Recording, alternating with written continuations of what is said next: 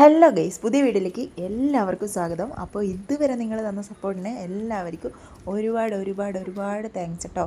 അപ്പോൾ നമ്മൾ ഇന്ന് അറക്കൽ തീരം, അങ്ങനെയാണ് ഇപ്പോൾ പുതുതായിട്ട് എല്ലാവരും പറയുന്നല്ലേ, അറക്കൽ തീരം. ഞാൻ 2 വർഷത്തിന് ശേഷമാണ് ഇങ്ങോട്ടേക്ക് വരുന്നത്.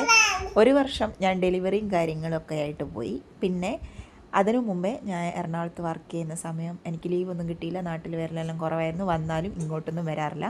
അപ്പോൾ ഇപ്പോഴാണ് ഞാൻ ഇങ്ങോട്ട് വരുന്നത്.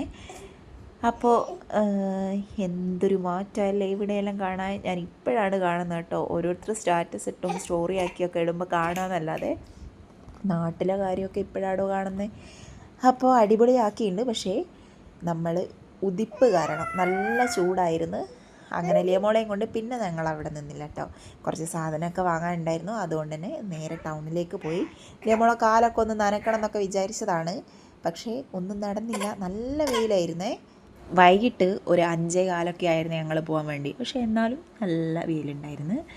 അപ്പോൾ എല്ലാവരും പറഞ്ഞു ഒരു 6:30 അങ്ങനെ ഒരു 6:15 ആകുമ്പോൾ വന്നാൽ മതി. അപ്പോൾ ഞങ്ങൾ വിചാരിച്ചു എന്നാൽ പിന്നെ പോയിട്ട് വരാം.